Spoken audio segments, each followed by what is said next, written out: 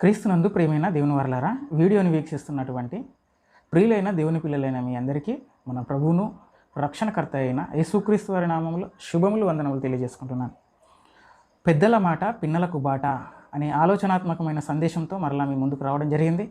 కనుక ఈ వీడియోని మీరు స్కిప్ చేయకుండా పూర్తిగా విని మనలో లోపముగా ఉన్న వాటిని సరిదిద్దుకొని యేసుక్రీస్తు వారికి పూర్ణమైన జీవితాన్ని మన మరణంలోపు జీవించేలా ప్రయత్నించాలని తెలియజేస్తూ, పెద్దల మాట పిన్నలకు బాట. ప్రియులారా, పెద్దలు అనగానే లోకం అనుకునే పెద్దలు దేవుని దృష్టికి పెద్దలు కాదు. లోకం ఏమనుకుంటుంది పెద్దలు అని అంటే, డబ్బున్న వాళ్ళు, చక్కగా సమాజంలో పలుకుబడి ఉన్నవారు, రాజకీయ నాయకులు, ఉద్యోగం ఉన్నవారు, ఇలాంటి వారు లోకం దృష్టిలో పెద్దవారు. కానీ దేవుని దృష్టికి పెద్దవారు ఎవరిని దేవుడు పెద్దలన్నారు అని అంటే ఆయన కొన్ని లక్షణాలు చెప్పాడు. ఒకసారి బైబిల్ గ్రంథంలో నుంచి మనం చూద్దాం. తీతుకు రాసిన పత్రిక, అపోస్తలుడైన పౌలు తీతు గారికి రాసిన పత్రిక 1వ అధ్యాయం 6వ వచనం. ఎవడైనను నిందారహితుడును ఏకపత్ని పురుషుడును దుర్వ్యాపార విషయము నేరం మోపబడని వారై అవిధేయులు కాక విశ్వాసులైన పిల్లలు గలవాడునై ఉన్న ఎడల అట్టి వానిని పెద్దగా నియమించవచ్చును లేదా భావించవచ్చును అని చెప్పవచ్చు. అంటే ఎవరు పెద్ద దేవుని దృష్టికేనంటే, ముందుగా నిందారహితుడై ఉండాలి. అంటే సమాజంలో ఆయన పైన ఎలాంటి నింద అన్నది ఉండకూడదు, ఒకటోది. రెండో లక్షణం ఏంటి అన్నప్పుడు ఏకపత్ని పురుషుడు. ఏకపత్ని పురుషుడు అని అంటే ఒక్కరికే భర్త అయి ఉండాలి. అంటే ఒకరికి మాత్రమే భర్తగా ఉండాలన్నమాట. తర్వాత ఇంకేంటి అన్నాడు ఆయన అన్నప్పుడు, దుర్వ్యాపారం విషయము నేరము మోపబడిన వారై అంటున్నాడు. దుర్వ్యాపారం అని అంటే మనకు తెలుసు, మద్యపానము ఇలాంటి వాటి విషయాలలో అసలు ఎలాంటి నేరం కూడా ఆయన పైన ఉండకూడదు. తర్వాత 4వ లక్షణం ఏమంటున్నాడు అన్నప్పుడు, విశ్వాసులైన పిల్లలు గలవాడై ఉండాలి అంటున్నాడు. మొదటిది నిందారహితుడు, రెండోది ఏకపత్ని పురుషుడు, మూడోది దుర్వ్యాపారం విషయమై నేరం మోపనివాడు. తర్వాత 4వ లక్షణం ఏంటి అని అంటే విశ్వాసులైన పిల్లలు గలవాడు అని బైబిలు పెద్దలంటే ఎవరో వారి గురించిన లక్షణాలు తెలియజేసింది. లోకంలో తల నెరిసినంత మాత్రాన పెద్దలు అని లోకం అనుకుంటుంది. కానీ దేవుని దృష్టికి మాత్రం పలుకుబడి ఉంటే పెద్దలు కాదు, మంచి డబ్బు ఉంటే, ఆస్తులు ఉంటే పెద్దలు అని దేవుడు అనలేదు. పెద్దలు అని అంటే ఈ చెప్పబడినటువంటి 4 లక్షణాలు కలిగిన వాడు. అందులో 4వ లక్షణం విశ్వాసులైన పిల్లలు అన్నాడు. ఇంతకు విశ్వాసులైన పిల్లలు కలిగిన వాడు అని అంటే చాలా వయస్సు కలిగిన వాడే ఉండాలి. ఎందుకంటే చిన్నపిల్లల్ని పెద్దలుగా దేవుడు నియమించవచ్చు అని అపోస్తలుడైన పౌలు ద్వారా తీతు గారికి తెలియజేస్తూ ఉన్నాడు. అంటే విశ్వాసులైన పిల్లలు కలిగిన వాడై ఉండాలి అని అంటే ఖచ్చితంగా యువకుడై మాత్రం ఉండకూడదు, పెళ్ళై ఉండాలి. అలాగే పిల్లలు ఉండాలి, మళ్ళీ ఒకరు కాదు, పిల్లలు ఉండాలి. వారు పెద్దవారై ఉండాలి. అంటే పిల్లలు కూడా విశ్వాసులై ఉండాలి అని అంటే పెద్దవారై ఉండాలి. పెద్దవారై ఉండాలంటే దగ్గర 40-50 ఏళ్ళు పైబడిన వారినే దేవుడు పెద్దలుగా ఎంచాడు. అలా వయస్సును తీసుకున్నాడు అర్హతగా. దానితో పాటు ఎలాంటి నింద, మంచి సాక్ష్యం సమాజం ఎడల కలిగి ఉండాలి. అలాంటి వారిని పెద్దలుగా నియమించాలి అని దేవుడు అన్నాడు. పిల్లరా, అయితే ఈ పెద్దల అవసరత అన్నది నేటి సమాజానికి ఉందా? ఎవరు పెద్దలు అనేది మనకు అర్థమైంది. ఈ పెద్దల అవసరత సమాజానికి ఉందా అని అన్నప్పుడు చూడండి ప్రియమైన దేవుని వారలారా, అదే తీతు గారికి రాసిన పత్రిక 1వ అధ్యాయము 7వ వచనంలో మాటను మీరు చూడండి. మన్నించండి, 5వ వచనం. నేను నీకు ఆజ్ఞాపించిన ప్రకారము నీవు లోపముగా ఉన్న వాటిని దిద్ది ప్రతి పట్టణంలోనూ పెద్దలను నియమించిన నిమిత్తమే నేను క్రేతులో నిన్ను విడిచి వచ్చి తిని అంటున్నాడు.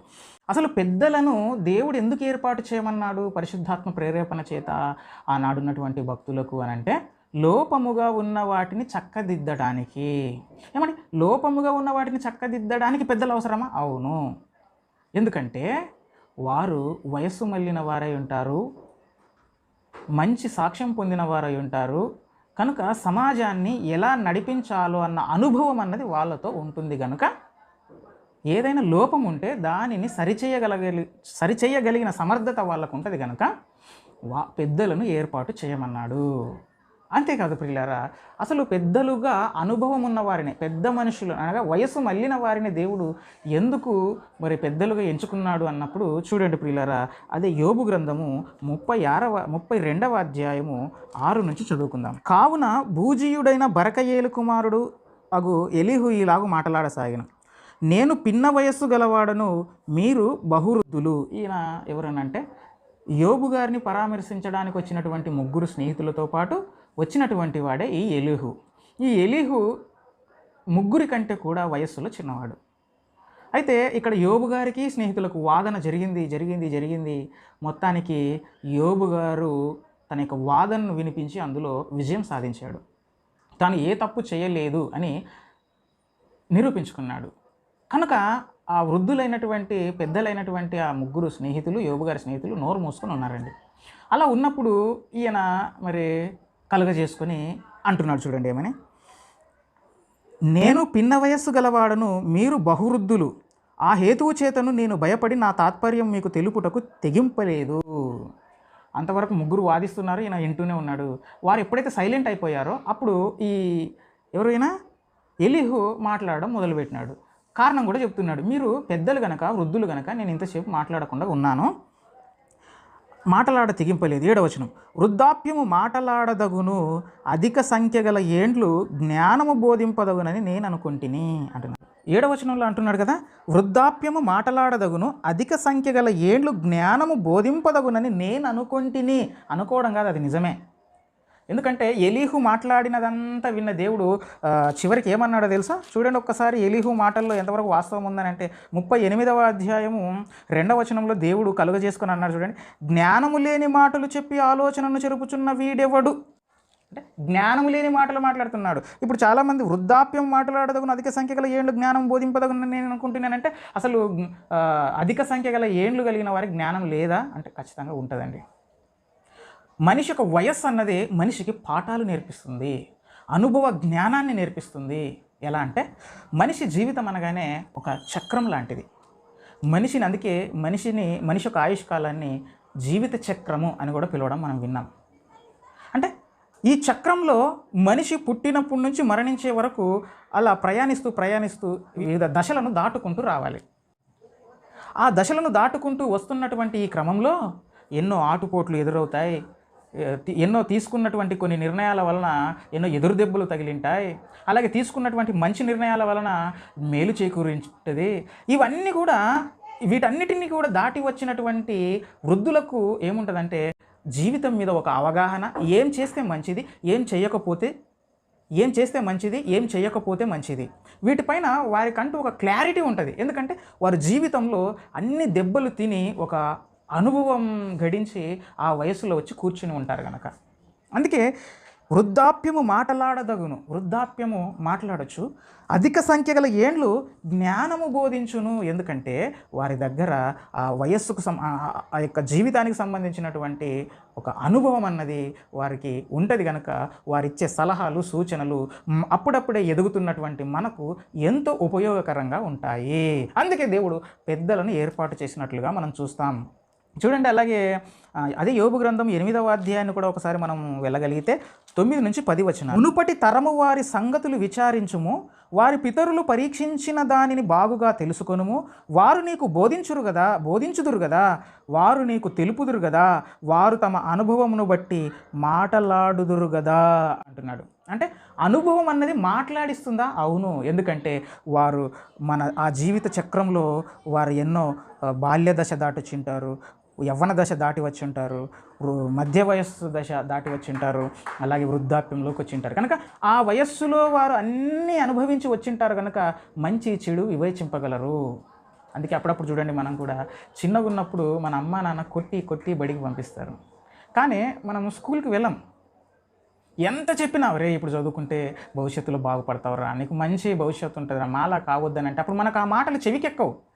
కానీ వాళ్ళు చనిపోయిన తర్వాత మనం కూడా ఆ స్థాయిలోకి వెళ్ళిన తర్వాత మన కడుపులో పిల్లలు పుట్టినప్పుడు ఇదిగో వారు చదవకపోతే అప్పుడు అప్పుడు అనిపిస్తుంటుంది, మన బాల్యం గుర్తుకొస్తుంటుంది, నేను చదవక ఈ స్థితిలో ఉన్నాను, నీవైనా బాగుపడరా అని. అలాగే అనిపిస్తుంటుంది, నిజంగా నేను అప్పుడు మా నాన్న వాళ్ళు చెప్పిన మాట విని ఎంత బాగున్నావు కదా, అప్పుడు నాకు తెలియకపాయే అని. అంటే అప్పుడు చేసిన మిస్టేక్ మరలా మన పిల్లలు చేయకూడదని చెప్పి వారికి మంచి చెబుతాం. ఎందుకంటే మనకు ఒక అనుభవం వచ్చింటుంది. ఆ చదవకపోవడం వల్ల ఈరోజు నీ లైఫ్ ఎలా ఉందన్నది ఒక అనుభవం వచ్చింటుంది కనుక మన పిల్లలు అలా కాకూడదు అని మనం కోరుకుంటాము, వారికి మంచి సలహాలు సూచనలు ఇస్తాం. అంటే అందుకే ఈయన కూడా ఏమంటున్నాడు, వారు తమ అనుభవం బట్టి మాటలాడుదురు కదా, వారు నీకు బోధించుదురు కదా. అంటే పెద్దలు ఉండడం వల్ల ఏమవుతుందనంటే మనము అంటే వయస్సులో ఉన్నప్పుడు మనం తీసుకునే కొన్ని దుందుడుకు నిర్ణయాల వలన ఎన్నో అనర్థాలు జరిగే అవకాశం ఉంటుంది కనుక మన యొక్క ఆ టెంపర్ని కంట్రోల్ చేయగలిగిన కెపాసిటీ ఎవరి దగ్గర ఉంటుందంటే పెద్దల దగ్గర ఉంటుంది కనుక ఆ పెద్దలను మంచివాడై ఉండాలని చెబుతూ అందుకే విశ్వాసులైన పిల్లలు కలిగిన వాడై ఉండాలి అని చెప్పాడు. అంటే కొంచెం అనుభవం ఉండాలి, వృద్ధుడై ఉండాలి అని అందుకే వయస్సు మళ్ళిన వారినే పెద్దలుగా ఆ రోజు నియమించారు. అంతేకాదు ప్రియులారా, యెహోషువ గ్రంథాన్ని కూడా మీరు ఒక్కసారి చూడండి. యెహోషువ గ్రంథం పెద్దల యొక్క అవసరత ఎంత ఉందో మీకు తెలుస్తుంది. 24వ అధ్యాయము, యెహోషువ గ్రంథము 24వ అధ్యాయము 31వ వచనం. యెహోషువ దినములన్నిటిను యెహోషువ తర్వాత ఇంకా బ్రతికి యెహోవా ఇశ్రాయేలీల కొరకు చేసిన క్రియలన్నిటిని ఎరిగిన పెద్దల దినములన్నిటిను ఇశ్రాయేలీలు యెహోవాను సేవించుచూ వచ్చిరి. అంటే యెహోషువతో పాటు ఆయనతో పాటు బ్రతికినటువంటి పెద్దలు ఎంతకాలమైతే ఆయుష్ కలిగి ఉన్నారో వారి కాలంలో వారి కడుపున పుట్టిన పిల్లలు, యవ్వనస్తులు, అన్ని వయస్కుల వారు యెహోవాను సేవించుచు వచ్చారట. ఎప్పుడైతే ఈ తరం గతించిపోయిందో, పెద్దలు గతించిపోయారో, యెహోషువ మరణించాడో అప్పుడు ఏం జరిగిందో చూడండి. న్యాయాధిపతుల గ్రంథం ఒకసారి చూడండి, 2వ అధ్యాయము 7వ వచనం చదువుదాం ఒకసారి. యెహోషువ దినములన్నిటిను యెహోషువ తర్వాత ఇంకా బ్రతికిన వారై యెహోవా ఇశ్రాయేలీల కొరకు చేసిన కార్యములన్నిటిని చూచిన పెద్దల దినములన్నిటిను ప్రజలు యెహోవాను సేవించుచు వచ్చిరి. యెహోషువ గారితో పాటు బ్రతికినటువంటి పెద్దలు ఉన్నారు కదా, వారు ఆ యెహోషువ ఏ విధంగా అయితే ఇశ్రాయేలు సమాజాన్ని నడిపించాడో, ఎలా దేవునికి లోబడి బ్రతికాడో, ఆయనతో పాటు అనుభవం గడించినటువంటి పెద్దలు ఉన్నంతకాలం, ఆయన మరణించిన కూడా ఆయనతో పాటు ఉన్నటువంటి పెద్దలు ఉన్నంతకాలం కూడా ఇశ్రాయేలీలు భక్తిగానే ఉన్నారట. మరి ఎప్పుడైతే మరణించారో 10వ వచనం చూడండి. ఆ తరము వారందరూ తమ పితరుల యొద్దకు చేర్చబడిరి. వారి తర్వాత యెహోవానైనను ఆయన ఇశ్రాయేలీల కొరకు చేసిన కార్యములనైనను ఎరుగని తరం ఒకటి పుట్టగా అన్నాడు. అంటే దేవుణ్ణి ఎరగని తరం పుట్టిందట. ఎప్పుడు? ఈ పెద్దలన్నవారు ఎప్పుడైతే మరణించారో ఇక వారికి చెప్పేవారు లేకుండా పోయారు. కనుక వారు అనుకున్నదే నిర్ణయం. అంటే వారికి ఒక గైడ్ చేసేవారు, వారిని ఒక మంచి సలహాలు, సూచనలు ఇచ్చి మంచి దారిలో నడిపించే ఆ అనుభవజ్ఞులు, ఆ పెద్దలు లేకపోవడం వల్ల ఇదిగో సమాజం అనగా ఇశ్రాయేలు సమాజం దేవుని పట్ల ఉన్న భక్తిని విడిచిపెట్టారట. అంటే పెద్దల అవసరత ఎంత ఉందో దేవునికి తెలుసు కాబట్టే కొత్త నిబంధనలో కూడా పెద్దలను ఏర్పాటు చేసినట్లుగా సంఘాన్ని కాసే బాధ్యతను, సంఘాన్ని సక్రమమైన మార్గంలో నడిపించే బాధ్యతను పెద్దలకు అప్పగించినట్లుగా మనం చూస్తాము. అందుకే మోషే గారిని కూడా దేవుడు ఎక్కడికి పంపించాడో తెలుసా? నిర్గమకాండం 3వ అధ్యాయం 16వ వచనం. నీవు వెళ్ళి ఇశ్రాయేలుల పెద్దలను పోగు చేసి అనే మాట ఉంది. అంటే మోషేకు దేవుడు ప్రత్యక్షమైన తర్వాత ఎవరి దగ్గరికి వెళ్ళమన్నాడో తెలుసా? నాయన ఇశ్రాయేలీల పెద్దల దగ్గరికి నువ్వు వెళ్ళిపోనాయన, ఇశ్రాయేలీలు నడిపించి వారికి ఒక నాయకత్వం వహించే పెద్దలు ఉంటారు, వారి దగ్గరికి వెళ్ళి ఇదిగో నేను కనిపించాను, మీ దేవుణ్ణి సేవించడానికి, మిమ్మల్ని ఐగుప్తులో నుంచి తీసుకుపోవడానికి ఇదిగో నన్ను పంపించాడని చెప్పి మొట్టమొదటి సమాచారాన్ని ఎవరికి చెప్పమన్నాడు? పెద్దలకు. అందుకే మోషేను పెద్దల దగ్గరికే పంపించినట్టుగా చూస్తాం. ఆ తర్వాత కాలంలో కూడా మోషే గారి ద్వారా పెద్దలను ఏర్పాటు చేసినట్లుగా మనం చూస్తాం. అంటే ఇవన్నీ మీకు ఎందుకు చెబుతున్నానంటే పెద్దల అవసరత ఎంత ఉంది అన్నది మనం ఆలోచించాలి. కానీ నేడు ఎలా ఉన్నామంటే మనం పెద్దలు మాట్లాడే మాటలను మనం సరిగా వినిపించుకోం, పెడచెవిన పెడతాం, వారి గౌరవం. ఎందుకంటే వారు మాట్లాడే ప్రతి మాట మనకు చాదస్తంలాగా అనిపిస్తుంది, చేతగాక మాట్లాడుతున్నారేమో అనిపిస్తుంది. కానీ అది కాదండి, వారికి అనుభవం నేర్పించింది ఆ పాఠాలను. వయసులో ఉన్నప్పుడు వారు కూడా మీలాగే ఉడుకు రక్తంతో ఇది అది చెయ్యాలని చెప్పి చాలా ప్రయత్నపడిన వారే అయి ఉంటారు. కానీ ఆ నిర్ణయాల వల్ల మంచి జరిగిందా, చెడు జరిగిందా, ఆ అనుభవం వారికి ఉంది కనుక మీరు అలా కాకూడదని వారు కొన్ని మనకు నీతి సూత్రాలు చెప్పినప్పుడు వీరే చెబుతారులే, వీరికి ఏం తెలుసు అని మనం అనుకుంటాం. కానీ పెద్దలకు లోబడాలి, వారు చెప్పిన సలహాలు మనం తీసుకోవాలి. ఒకవేళ అలా తీసుకోకపోతే ఎంత ప్రమాదమో చరిత్రలో ఒక సంఘటనను మీకు చూపిస్తాను, జాగ్రత్తగా వినండి. చూడండి ప్రియులారా, 1 రాజుల గ్రంథం 12వ అధ్యాయము 1 నుంచి చదువుదాం. రెహబామునకు పట్టాభిషేకం చేయుటకు ఇశ్రాయేలీలందరూ షెకెమునకు రాగా రెహబాము షెకెమునకు పోయెను. ఇక్కడ రెహబాం ఎవరు అన్నప్పుడు మీకు అందరికీ తెలుసు, సొలొమోను గారి కుమారుడు. ఈ సొలొమోను గారి కుమారుడు సొలొమోను మరణానంతరం ఆయన రాజుగా చేయాలని చెప్పి షెకెముకు పెద్దలందరూ ఆయనకు పట్టాభిషేకం చేయాలని వెళ్ళారు. ఆ తర్వాత చూడండి, నెబాతు కుమారుడైన యరొబాము రాజైన సొలొమోను వద్ద నుండి పారిపోయి ఐగుప్తులో నివాసము చేయుచుండెను. యరొబాము ఇంకా ఐగుప్తులోనే ఉండి ఆ సమాచారము వినెను. ఈ యరొబాము ఎవడు అని అంటే సొలొమోను గారి మీద ఎదురు తిరిగినటువంటి ఇశ్రాయేలీలో ఒక వ్యక్తి. ఈ యరొబాము సొలొమోను గారి మీద ఎదురు తిరగడానికి కారణం ఏమిటి అని అన్నప్పుడు అదే 1 రాజుల గ్రంథము 11వ అధ్యాయము 28వ వచనం చూడండి. 26వ వచనం చదువుదాం. మరియు సొలొమోను సేవకుడైన యరొబాము సహా రాజు మీదికి లేచెను. ఇతడు జెరెదా సంబంధమైన ఎఫ్రాయిమీయుడైన నెబాతు కుమారుడు. ఇతని తల్లి పేరు జెరుహా, ఆమె విధవరాలు. ఇతడు రాజు మీదికి లేచుటకు హేతువేమనగా సొలొమోను మిల్లో కట్టించి తన తండ్రి అయిన దావీదు పురమునకు కలిగిన బీటలు బాగు చేయుచుండెను. ఒక కట్టడాన్ని ప్రారంభించాడు, మిల్లో కట్టడాన్ని ప్రారంభించాడు సొలొమోను గారు. అలా కట్టిస్తున్నప్పుడు ఏం జరిగింది అని అంటే, అయితే యరొబాము ఇతడు మహాబలాఢ్యుడై ఉండగా యవ్వనుడగు ఇతడు పనియందు శ్రద్ధ గలవాడని సొలొమోను తెలుసుకొని యోసేపు సంతతి వారు చేయవలసిన భారమైన పని మీద అతనిని అధికారిగా నిర్ణయించెను.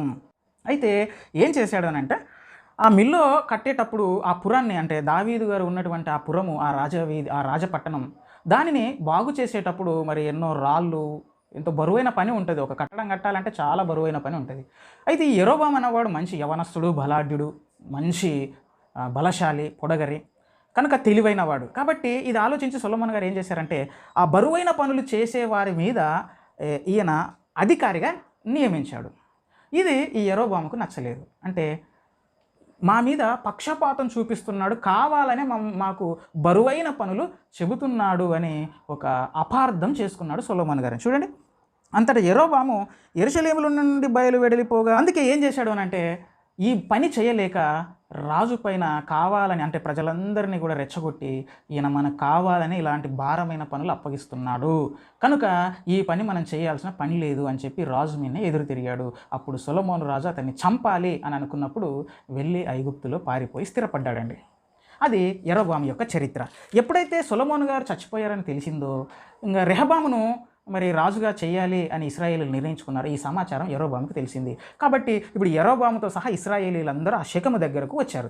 వచ్చి ఒక మాట మాట్లాడుతున్నారు. చూడండి, 3వ వచనం. జనులు అతన్ని పిలువనంపగా యరొబామును ఇశ్రాయేలీల సమాజమంతయు వచ్చి రెహబాముతో నీలాగు మనవి చేసిరి. ఆ రకంగా మరి రాజు మీద తిరుగుబాటు చేసిన యరొబాము మరలా తర్వాత ఎలాగైనా సరే కలిసిపోదాం అనుకున్నాడు ఏమో కానీ, అందరూ కలిసి ఇశ్రాయేలీల ఆ యొక్క 12 గోత్రాల వాళ్ళందరూ కూడా కలిసి రెహబాము గారి దగ్గరకు వచ్చి ఒక ప్రతిపాదన చేశారు. ఆ ప్రతిపాదన అన్నప్పుడు, నీ తండ్రి బరువైన కాడిని మా మీద ఉంచెను, నీ తండ్రి నియమించిన కఠినమైన దాస్యమును మా మీద అతడు ఉంచిన బరువైన కాడిని నీవు చులకన చేసిన ఎడల మేము నీకు సేవ చేయదుము అనే ఒక ప్రతిపాదన ఉంచారు. ఏమయ్యా రెహబాము, ఒకవేళ నీ తండ్రి అయిన సొలొమోను మాకు పెట్టినటువంటి ఆ బరువైన కాడిని మీరు దించి, కఠినమైన దాస్యమును మా మీద అతడు ఉంచిన బరువైన కాడిని నువ్వు చులకన చేసిన ఎడల, అంటే ఆ బరువును మాకు తగ్గిస్తే, అలాంటి బరువైన పనులు మాకు అప్పగించకుండగా మాకు కూడా కొంత స్వేచ్ఛ అన్నది ఇస్తే, ఇదిగో నీకు లోబడి నిన్ను రాజుగా చేస్తాము అని ఒక ప్రతిపాదన చేశారు. అప్పుడు రెహబాము ఏమన్నాడు చూడండి, 5వ వచనం. అందుకు రాజు, మీరు వెళ్ళి 3 దినములైన తర్వాత నా యొద్దకు తిరిగి రండని సెలవీయగా జనులు వెళ్ళిపోయారు. ఈ ప్రతిపాదన పెట్టగానే ఆ యొక్క పట్టాభిషేకం వాయిదా పడింది. 3 రోజుల తర్వాత మీరు మరలా రండి, నా నిర్ణయాన్ని చెప్తాను అన్నాడు. మొత్తానికి ఎవరింట్లోకి వాళ్ళు వెళ్ళిపోయారండి. ఇప్పుడు రెహబాము ఏం చేస్తున్నాడో 6వ వచనంలో చూడండి. అప్పుడు రాజైన రెహబాము తన తండ్రి అయిన సొలొమోను బ్రతికి ఉన్నప్పుడు అతని సముఖమునందు సేవ చేసిన పెద్దలతో ఆలోచన చేసి, ఇప్పుడు ఎవరి దగ్గరికి వెళ్ళాడు రెహబాము చాలా యవ్వన ప్రాయంలో ఉన్నాడు. తన తండ్రితో కలిసి పనిచేసినటువంటి పెద్దలనబడిన వారి దగ్గరకు వెళ్ళి వారి సలహాను తీసుకుందాము అని అనుకున్నాడు. వెళ్ళాడు. ఈ జనులకు ఏమి ప్రత్యుత్తరం ఇచ్చేదనని వారిని అడిగాడు. అప్పుడు వారు ఏమన్నారు చూడండి, ఈ దినముననే నీవు ఈ జనులకు దాసుడవై వారికి సేవ చేసి మృదువైన మాటలతో వారికి ప్రత్యుత్తరం ఇచ్చినడలా వారు సదాకాలము నీకు దాసులగుదురని రే. అయితే ఏమన్నారంటే, నాయనా నిజమే, మీ తండ్రి గారు పెట్టినటువంటి ఆ భారాన్ని మీరు తీసేసి వారితో మృదువుగా మాట్లాడు, వారు సాటిస్ఫై అయ్యేటట్టుగా, కఠినంగా కాకుండా కలుపుగోలుగా మంచి మృదువైన మాటలతో వారిని మచ్చిక చేసుకో. అప్పుడు వారు ఎప్పటికీ నీకు దాసులై ఉంటారు, నువ్వు 12 గోత్రములను ఏలుదువు అని ఒక మంచి సలహాను ఇచ్చారండి పెద్దలు. అయితే ఈ సలహా రెహబాము గారికి నచ్చలేదు. ఇప్పుడు ఏం చేశాడు చూడండి, 8వ వచనం. అయితే అతడు పెద్దలు తనతో చెప్పిన ఆలోచనను నిర్లక్ష్యపెట్టి తనతో కూడా పెరిగిన యవ్వనులను పిలిచి ఆలోచనను అడిగి వారికి ఇలాగు ప్రశ్న వేసెను. ఏమంటే, వృద్ధులు చెప్పారు కదా, పెద్దలు చెప్పారు కదా, నిజంగా వీరు అనుభవంతో చెప్తున్నారు కనుక వీరు చెప్పేది మంచికే ఉంటుందని ఆలోచించలేదండి రెహబాము. ఆలోచించకుండా ఎవరి దగ్గరికి వెళ్ళిపోయాడంటే, తనతో పాటు పెరిగిన యవనస్తుల దగ్గరికి వెళ్ళాడు. యవనస్తులు ఎలా ఉంటారో మీకు తెలుసు. ఇప్పుడు జరగాలంటారు. ఇప్పుడు చేద్దామంటే ఇప్పుడు చేద్దామంటారు. ఒక రకమైనటువంటి మొండితనం ఉంటుంది. అంటే ఇప్పుడు జరిగిపోవాలి అంతే. వెనక ముందు ఆలోచించకుండా నిర్ణయాలు తీసుకుంటారండి యవ్వనస్తులు. ఎందుకంటే అప్పుడప్పుడే వారికి ఆ ఉడుకు రక్తం అలా వాళ్ళని ప్రేరేపిస్తూ ఉంటుంది. ఏం చెప్పారు చూడండి ఈ యొక్క యవ్వనస్తులు ఆయనకు. 9వ వచనం, మా మీద నీ తండ్రి నీ ఉంచిన కాడిని చులకన చేయుడని నాతో చెప్పుకుని ఈ జనులకు ప్రత్యుత్తరం ఇచ్చుటకు ఏ ఆలోచన మీరు చెప్పుదురని రెహబాం అడిగాడు. అప్పుడు 10వ వచనంలో, అప్పుడు తనతో కూడా ఎదిగిన ఆ యవ్వనస్తులు ఈ ఆలోచన చెప్పిరి. నీ తండ్రి మా కాడిని బరువైనదిగా చేసెను గాని నీవు దానిని చులకనగా చేయవలని నీతో చెప్పుకుని ఈ జనులకు ఇలాగ ఆజ్ఞేయము, నా తండ్రి నడుము కంటే నా చిటికెన వ్రేలు పెద్దదిగా ఉండును. ఏమని చెప్తున్నారు చూడండి. అయితే వాళ్ళు అట్లా అడిగారు కదా, ఇప్పుడు మేము నీకు ఒకటి చెప్తాం విను. నా తండ్రి చిటికెన వేలు పెట్టాడు కదా, నేను మీ నెత్తి మీద కాలే పెడతానని చెప్పు. ఇంకా అంతే, అదే కదంటాడు అంటున్నాడు. చిటికెన వేలు పెద్దదిగా ఉండును, నా తండ్రి మీ మీద బరువైన కాడిని పెట్టిన సరే నేను ఆ కాడిని ఇంకా బరువుగా చేయదును. ఏమండి, మంచి సంధి కుదిరి మరలా చక్కగా పరిపాలన చేసే ఆ గొప్ప అవకాశాన్ని మరి ఈయన ఏం చేసుకుంటున్నారు చూడండి. ఈ యవనస్తులు ఎలాంటి సలహా ఇస్తున్నారు చూడండి. పెద్దలు చెప్పినటువంటి నిర్ణయానికి ఆపోజిట్ నిర్ణయం చెప్తున్నారు. నా తండ్రి మీ మీద పెట్టిన కాడిని ఇంకా బరువుగా చేస్తాను, ఇంకా రెండింతలు ఎక్కువ చేస్తాను మీకు. తర్వాత అంటున్నాడు, నా తండ్రి చబుకులతో మిమ్మల్ని శిక్షించను సరే నేను కొరడాలతో మిమ్మల్ని శిక్షించదును. నా తండ్రి చబుకులతో శిక్షించాడు కదా, నేను కొరడాలతో కొడతా. ఏమండి, 3వ దినమందు నా యొద్దకు రండి నేను రాజు నిర్ణయం చేసి ఉన్నట్లే యెరోబామును జనులందరూ 3వ దినమున రెహబాము నద్దకు వచ్చిరి. మొత్తానికి 3వ రోజు రానే వచ్చింది. యెరోబాము అలాగే ఇశ్రాయేలు పెద్దలు ఆ 11 మంది గోత్రికులు ఎవరైతే ఉన్నారో వారందరూ కూడా అక్కడికి వచ్చారండి. వచ్చిన తర్వాత ఏం చెప్పాడు చూడండి, ఇదే విషయాన్ని చెప్పాడు. ఏమని? 14వ వచనం, నా తండ్రి మీ కాడిని బరువుగా చేసాను కానీ నేను మీ కాడిని మరీ బరువుగా చేయదును. నా తండ్రి చబుకులతో మిమ్మల్ని శిక్షించను కానీ నేను కొరడాలతో మిమ్మల్ని శిక్షించదును. జనులు చేసిన ఈ మనవిని రాజు ఈ ప్రకారం అంగీకరింపకపోయెను. ఆ యొక్క యెరోబాముతో సహా వచ్చినటువంటి ఆ ఇశ్రాయేలీయులు చేసినటువంటి ఆ ప్రతిపాదనను తిరస్కరించాడనమాట. తిరస్కరించగానే అప్పుడు ఏం జరిగింది చూడండి. 15వ వచనం, జనులు చేసిన మనవిని రాజు ఈ ప్రకారం అంగీకరింపకపోయిన శిలోని. 16వ వచనం, కాబట్టి ఇశ్రాయేలు వారందరూ రాజు తమ విన్నపమును వినలేదని తెలుసుకుని రాజుకి ఇలాగు ప్రత్యుత్తరం ఇచ్చిరి.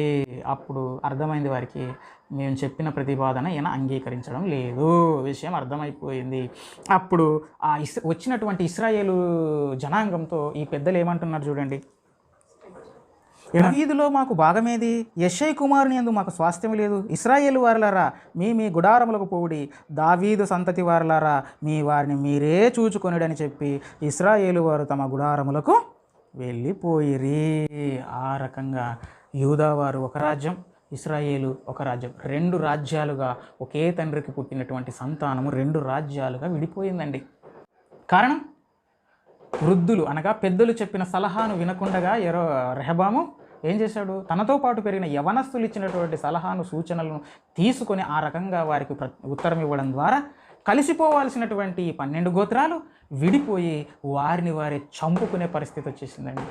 చివరికి ఆ 10 మంది అనగా ఆ ఇశ్రాయేలీలో 11 గోత్రాలు కూడా అన్య జనాంగంలో కలిసిపోయే పరిస్థితి ఏర్పడింది.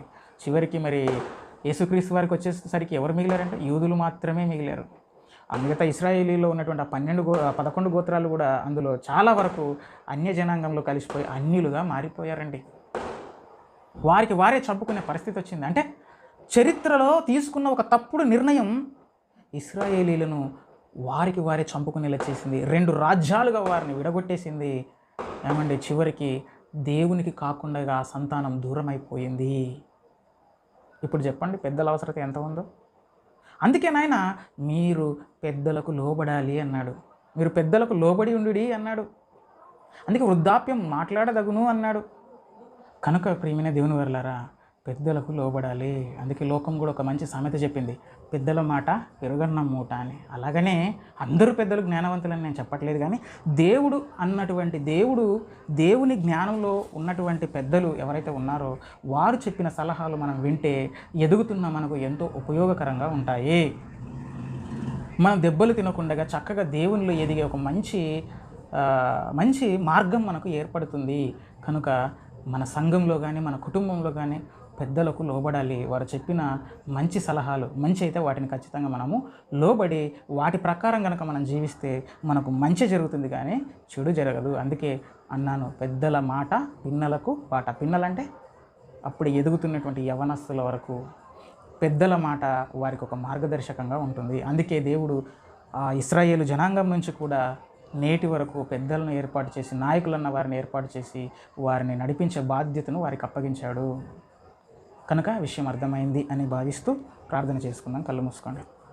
మమ్మల్ని మిక్కిలిగా ప్రేమించిన కన్న తండ్రి, నీ పిల్లలకు ఇంతవరకు పెద్దల మాట పిల్లలకు బాటన అనే చక్కని సందేశము ద్వారా నిజంగా నాయన ఈరోజు మేము తీసుకుంటున్నటువంటి కొన్ని దుందుడుకు నిర్ణయాల వలన ఎన్నో ప్రమాదాలు జరుగుతున్నాయి, ఎన్నో విపత్కర పరిస్థితులు ఎదుర్కోవాల్సిన పరిస్థితి వస్తుంది నాయన. అందుకే మమ్మల్ని ఒక మార్గంలో పెట్టడానికి అనుభవజ్ఞులైన పెద్దలను మీరు సంఘంలో ఏర్పాటు చేసి వారి మాట ప్రకారం మీరు నడవండి అని సెలవిచ్చారు.